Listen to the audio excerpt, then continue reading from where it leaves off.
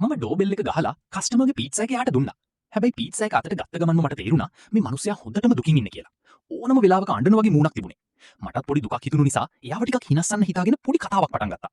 අද රැට මොනවද fun plans කියලා මම ඇහුවා. හැබැයි මම ඒක ඇහුවා විතරයි මිනිහාගේ මූණ තවත් දුකින් පිරුණා.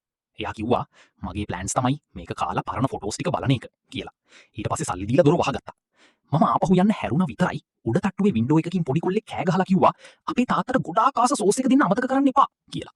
මම එතනම නතර වෙලා පීට්සා බෑග් එක චෙක් කළා. ඇත්තටම මට සෝස් එක දෙන්න අමතක වෙලා. මම ආපහු දොරට තට්ටු කරලා සෝස් එක එහාට දුන්නා. ඒක දැක්කම මිනිහා පළවෙනි වතාවට hina වුණා. මගේ අතත් අල්ලගෙන ඔයාද මගේ රෑ ටිකක් හොඳ කළා කියලා කිව්වා. මමත් කිව්වා මට නෙවෙයි ඔයාගේ පුතාට තමයි තැන්ක්ස් කියන්න ඕනේ. එයා තමයි උඩ වින්ඩෝ එකෙන් මට මතක් කළේ. ඒක ඇහුවා විතරයි මිනිහාගේ මූණ එකපාරටම වෙනස් වුණා.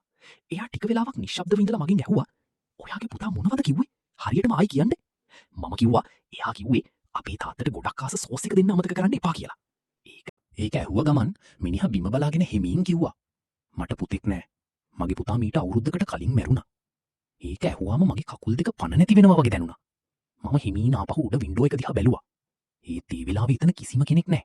ඒ පොඩි කොල්ලා අතුරුදහන් වෙලා. එයාගේ තාත්තා එළියට ඇවිත් මාත් එක්කම උඩ වින්ඩෝ එක දිහා බලාගෙන හිටියා. ඊට පස්සේ එයා හිමින් කිව්වා එයා මාව හිනස්සන්න හදන්නේ නැති. අද එයා මැරිලා අවුරුද්දක් පිරෙන දවසනේ. තමන්ගේ තාත්තා වෙනදට වඩා දුකින් ඉන්නවා කියලා එයා දැනගෙන ඉන්න ඇති කියලා. එයා බලින් වගේ පොඩි හිනාවක් දාලා අහස දිහා බැලුවා. මමත් අහස දිහා බැලුවා. මොකද මේ මොහොතේ මට තේරුණා අපි ආදරය කරන මිනිස්සු අපි ළඟ නැති වුණත් එයාලා අපිව කවදාවත් අමතක කරන්නේ නැහැ. අපිව කොහේ හරි ඉඳන් බලාගෙන ඉන්නවා.